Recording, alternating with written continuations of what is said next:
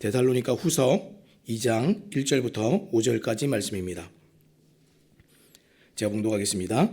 형제들아, 우리가 너희에게 구하는 것은 우리 주 예수 그리스도의 강림하심과 우리가 그 앞에 모임에 관하여 영으로나 또는 말로나 또는 우리에게 받았다 하는 편지로나 주의 날이 이르렀다고 해서 쉽게 마음이 흔들리거나 두려워하거나 하지 말아야 한다는 것이라. 누가 어떻게 하여도 너희가 미혹되지 말라. 먼저 배교하는 일이 있고 저 불법의 사람 곧 멸망의 아들이 나타나기 전에는 그날이 이르지 아니하리니 그는 대적하는 자라. 신이라고 불리는 모든 것과 숭배함을 받는 것에 대항하여 그 위에 자기를 높이고 하나님의 성전에 앉아 자기를 하나님이라고 내세우느니라. 내가 너희와 함께 있을 때에 이 일을 너에게 말한 것을 기억하지 못하느냐. 아멘. 오늘 우리가 거짓 가르침에 대한 권면이라는 제목을 가지고 함께 말씀을 나누기 원합니다.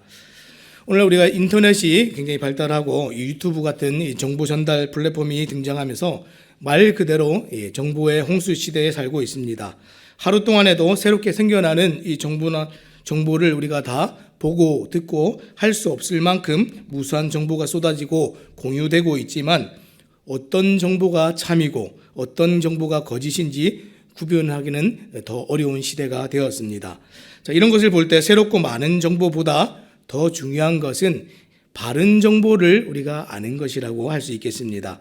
실제로 유튜브에서 조회수를 올려서 돈을 벌기 위해서 정말 자극적인 가짜 뉴스를 만들어내는 사람들이 많이 있습니다. 자, 그런데 문제는 이런 가짜 뉴스를 접한 사람들이 그것을 진짜라고 믿어버려서 낭패를 보거나 가짜 뉴스 자체가 이 평범한 사람들의 일상을 불안하게 만든다는 것이 문제입니다.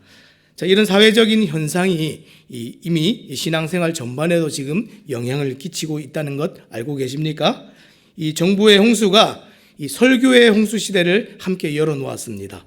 그래서 우리가 정말 유튜브 열면 많은 설교들을 들어볼 수가 있지요.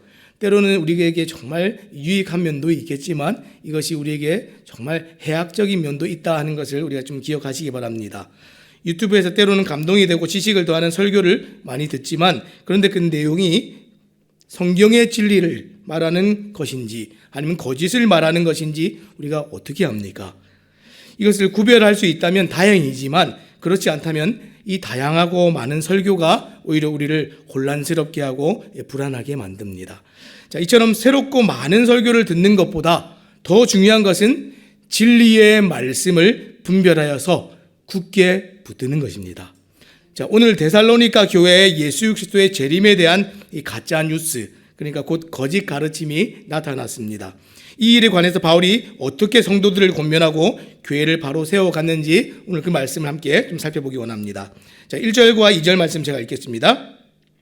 형제들아, 우리가 너희에게 구하는 것은 우리 주 예수 그리스도의 강림하심과 우리가 그 앞에 모임에 관하여 영으로나 또는 말로나 또는 우리에게 받았다 하는 편지로나 주의 날이 이르렀다고 해서 쉽게 마음이 흔들리거나 두려워하거나 하지 말아야 한다는 것이라. 자, 지금 제가 이 1절과 2절을 읽었는데 이 오늘 본문에 시작하는 이 첫 번째 문장을 요약하면 이렇습니다.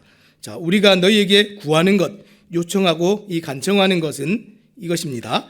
쉽게 마음이 흔들리거나 두려워하거나 하지 말아야 한다는 것입니다. 바울이 이렇게 말하는 것은 지금 데살로니가 교회 성도들의 마음이 어떻다는 겁니까? 지금 흔들리고 있고 두려워하고 있는 상태에 있다는 것을 보여줍니다. 자, 이것을 지금 데살로니가 교회 안에 퍼지고 있는 가짜 뉴스 때문인데 지금 그 가짜 뉴스의 내용이 어떤 것입니까? 두 가지인데 1절 하반절 말씀해 보니까 우리 주 예수 그리스도의 강림하심과 우리가 그 앞에 모임에 관하여, 이 첫 번째 가짜 뉴스는 이 그리스도의 강림에 관한 것입니다.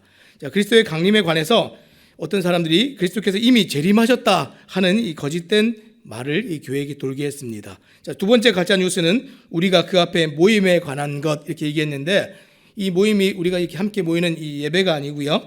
여기서 이 모임은 문맥상 이 강림하시는 그리스도 앞에 모이는 것이기 때문에 지금 휴거를 의미하고 있습니다. 그래서 그리스도께서 이미 재림하셨다면 그 휴거도 이미 지나갔다고 말하는 사람들이 이 교회 안에 생겨났습니다. 사실 이 데살로니가 전서에서 이 그리스도의 강림과 이 휴거에 대한 내용들을 전달을 했는데 사람들이 이것을 보면서 오해하고 왜곡하고 불안해하기 시작했습니다. 그래서 2절 말씀을 보니까 이런 거짓된 말씀을 전하는 사람들의 이 몇 가지 유형을 보여주고 있습니다. 어떻습니까?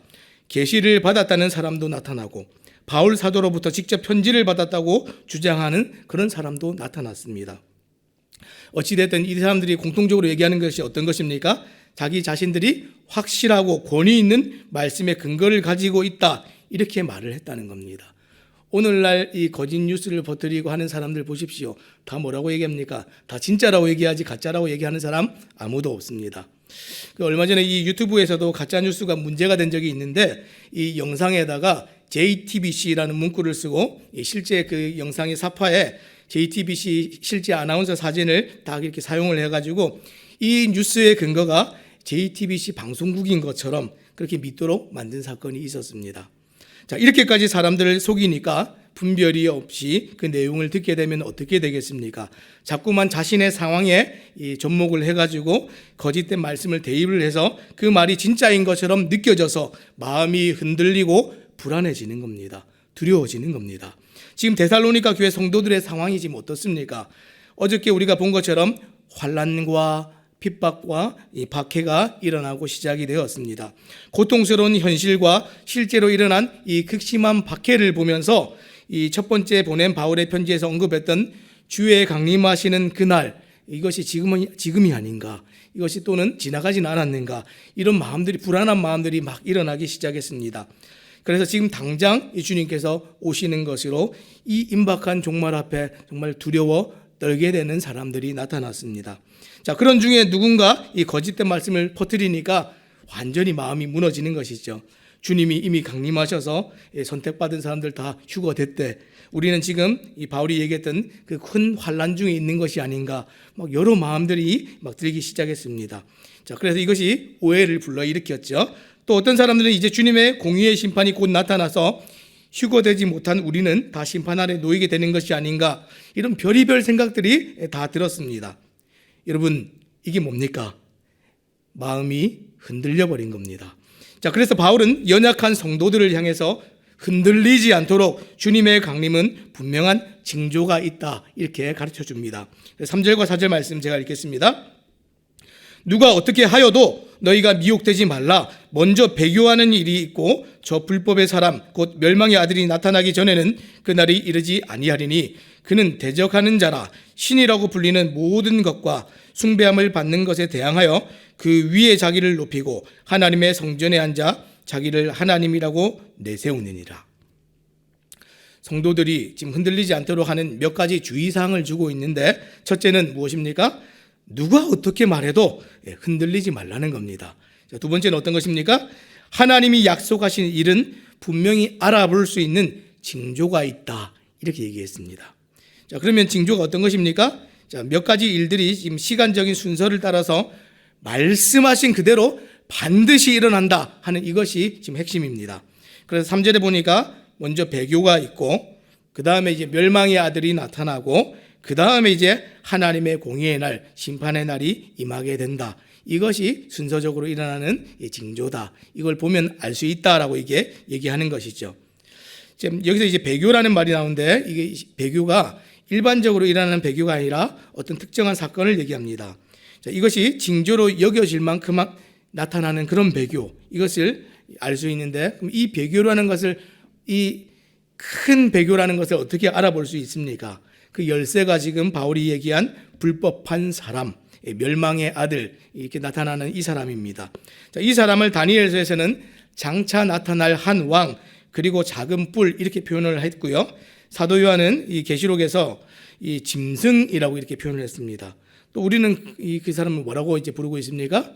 적그리스도, 이렇게 부르고 있습니다. 따라서 바울이 말하는 배교라는 것은 지금 최후의 배교의 행동이고요. 성전에 앉아 하나님처럼 경배받는 적그리스도의 등장이 징조가 된다, 이렇게 얘기를 했습니다. 사랑하는 여러분, 성경이 이런 분명한 약속과 징조를 이렇게 가르쳐 주십니다. 그런데 이렇게 분명한 것으로 말씀하는 이유가 무엇입니까? 불안하고 무서워하도록 주신 것이 아니라 반대입니다. 그 어떤 말에도 현혹되지 말고 흔들리지 않도록 이렇게 선명한 말씀을 주신다 하는 것을 오늘 우리에게 가르쳐주고 있습니다. 그래서 5절 말씀에 뭐라고 했습니까? 내가 너희와 함께 있을 때에 이 일을 너희에게 말한 것을 기억하지 못하느냐.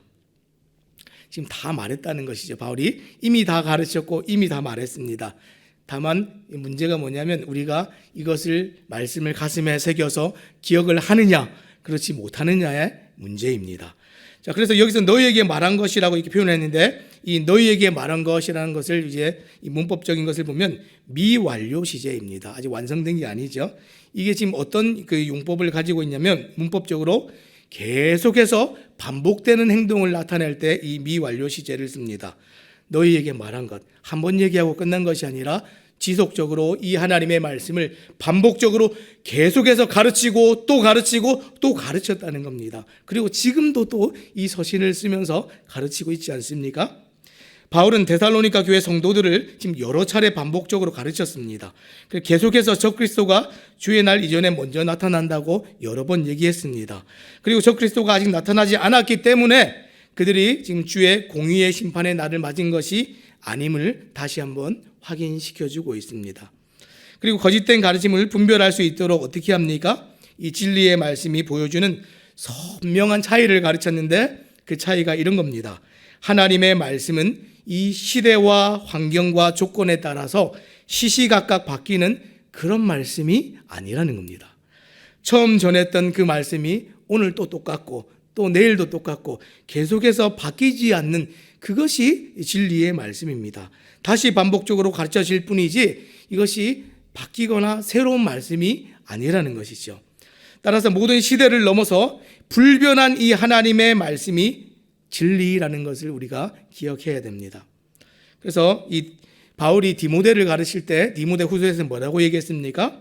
그러나 너는 배우고 확신한 일에 거하라 이렇게 말씀을 했습니다. 우리는 자꾸만 새로운 거, 자꾸만 들어보지 못한 거 이런 것들을 배우면 뭔가 신령한 것처럼 뭔가 더 새로운 것처럼 느끼지만 성경은 뭐라고 얘기합니까? 하나님의 말씀은 어제나 오늘이나 동일하고 변하지 않는 말씀이고 그 말씀을 붙들어야 우리가 흔들리지 않는다 이렇게 얘기했습니다. 사랑하는 여러분, 혹시 어떤 말씀을 듣다가 믿음이 흔들리거나 혹 하나님의 사랑에서 내가 마치 제외된 것 같이 두려웠던 적은 없으십니까? 확인되지 않고 검증되지 않은 말씀을 무작정 많이 듣는 것이 결코 좋은 것이 아닙니다. 제가 그 다른 교회에 있을 때 그 어떤 자매님 한 분이 오셔서 물어봤어요. 전사님, 제가 성경 공부를 좀 하고 싶은데 바깥에서 누가 어떤 성경 공부를 좀 가르쳐 준다는 모임이 있는데 제가 가도 될까요? 예, 이런 말을 물어봤어요. 우리가 성경을 배우는 일은 참 좋은 일이지만 우리가 그것이 어떤 것인지 제가 알지 못하면 제가 추천해 드릴 수는 없습니다. 정말 성경이 필요하시면, 배움이 필요하시면 교회에 요청하시면 공식적으로 우리가 좀 가르칠 수 있는 그 방안들을 마련해 드릴 수는 있습니다. 제가 이렇게 말씀을 드렸어요. 그게 어딘지 저한테 얘기를 안 하셨어요. 근데 나중에 좀 시간이 지나고 봤더니 거의 신천지였습니다. 그래서 말하지 않고 가서 열심히 배웠더니 나중에 이제 빠져나올 수가 없는 것이죠. 분별이 없는데 가면 그런 일들이 꼭 일어납니다. 확실한 것을 들었다면 그 말씀을 견지하고 흔들리지 마시기 바랍니다. 거짓된 정보나 속이는 말도 자꾸 듣다 보면 진짜처럼 느껴집니다. 언제 그렇게 됩니까? 아까 이 데살로니가 교회 성도들이 환경이 어려울 때 그러지 않았습니까? 우리의 환경이 자꾸만 대입해서 그 말씀을 들으니까 진짜 같아요. 그러니까 자꾸만 합리화하는 것이죠. 때로는 우리가 어떤 말을 들을 때 욕심이 자극이 되면 눈을 가립니다. 유튜브에 요즘 많이 하는 게 뭐죠? 재테크, 집에서 쉽게 돈을 벌 수 있어요. 이러다가 사기당한 사람 너무 많습니다. 속이는 것입니다. 확실한 말씀을 가지고 있을 때 우리가 넘어가지 않고 확실한 말씀을 가지지 않으면 우리는 그런 말씀들에 흔들려 버립니다. 불안해하는 문제, 흔들리는 문제 다 무엇입니까? 말씀에 견고한 심지가 없어서 생기는 문제입니다. 또 오늘날 정보가 넘쳐나는 이 홍수 속에서 수많은 설교와 이 홍수 속에 전혀 들어보지 못한 새로운 성경의 해석과 말씀이 진리를 더욱 깨달은 것처럼 남들이 알지 못한 비밀한 것을 나만 아는 것처럼 그렇게 느끼게 될 때가 있는데 조심하시기 바랍니다. 교만입니다. 하나님께서 주신 말씀은 어떻습니까? 아까 우리가 본 것처럼 더하거나 빼거나 바뀌어지거나 더 새롭게 되는 말씀이 아닙니다. 때로는 설교자들도 이런 유혹을 받을 때가 있습니다. 성경을 해석하고 관찰하다가 뭔가 이게 새로운 것을 발견한 것 같을 때 그때 좀 조심해야 됩니다. 유혹을 받을 때가 있습니다. 어떻게 합니까? 옛날에 전통을 따라가는 겁니다. 우리의 믿음의 선배들이 이 성경을 이 본문을 어떻게 보았는가? 이게 왜 중요하냐면 하나님께서는 각 시대에 각 믿음의 사람들에게 성령께서 동일하게 성경을 볼 때마다 조명해 주셨습니다. 그렇죠? 오늘 우리에게만 하시는 것이 아니라 모든 믿음의 시대의 믿음의 사람들을 하나님께서 붙드시고 이 진리의 말씀을 깨달아 알 수 있도록 하셨는데 그분들이 보았던 그 관점에서 벗어나서 더욱 새로운 것을 찾는다? 이것이 얼마나 위험한 것인지 우리가 아셔야 됩니다. 그래서 이 데살로니가 후서 2장 15절 말씀에 마지막에 뭐라고 또 기록이 되어 있습니까? 이렇게 기록합니다. 그러므로 형제들아 굳건하게 서서 말로나 우리의 편지로 가르침을 받은 전통을 지키라. 사람들은 전통 그러면 굉장히 고리타분하고 옛날의 구식, 구닥다리 이런 것이라고 여기고 생각하는데 믿음과 성경의 이 전통은 하나님께서 지키시고 보존하셔서 오늘까지 우리에게 계속 그 진리의 말씀에서 벗어나지 않도록 우리를 지켜주시는 좋은 울타리가 된다는 것을 기억하시기 바랍니다. 말씀을 맺겠습니다. 정말 오늘날 계속해서 이 거짓이 넘쳐나는 시대를 우리가 살고 있습니다. 이 또 데살로니가 전후서를 볼 때 이 종말에 관해서 정말 사람들의 마음이 흔들리는 그 중심들을 보았는데 이 종말이 우리 주님의 재림이 또 결코 우리를 불안하게 만들려고 주신 말씀이 아니라 반대적으로 우리에게 믿음을 더욱 굳건하게 하기 위해서 주신 말씀이라는 것을 꼭 기억하시기 바랍니다. 그날은 정말 믿는 성도들의 이 합당한 삶이 영광으로 나타나고 증명되는 날입니다. 점점 세상이 약해지고 어지러워지면서 많은 말들이 우리를 현혹합니다. 오늘 하루에 충성하고 마지막 때 주실 이 영광을 바라보면서 우리가 어떻게 살아가야 될지를 생각하시기 바랍니다. 성경은 반드시 우리 주님 다시 오시는 마지막 날이 있고 그때 또 심판이 있고 공의로움이 있어서 믿지 않았던 자들은 진짜로 심판 가운데 나아가고 믿었던 우리는 합당하게 여겨져서 우리 주님께서 누리시는 그 영광스러움이 우리에게도 공유되어지고 나누어져서 영광 가운데로 들어가는 것이 우리에게 주어지는 일이라는 것을 꼭 기억하시기 바랍니다. 그래서 오늘 하루를 살아갈 때 환경이 어렵든지 우리의 믿음의 환경이 정말 도전적이든지 그것과 관계없이 우리가 이 오늘 하루의 삶을 이 심판이 있는 줄 알고 절제하고 인내하고 기쁨으로 살아가서 정말 충성스럽게 감당함으로 하나님 기뻐하시는 의의 열매들을 많이 맺어가시는 또 우리 주님의 성도님 되시기를 우리 주님의 이름으로 부탁드립니다. 기도하겠습니다.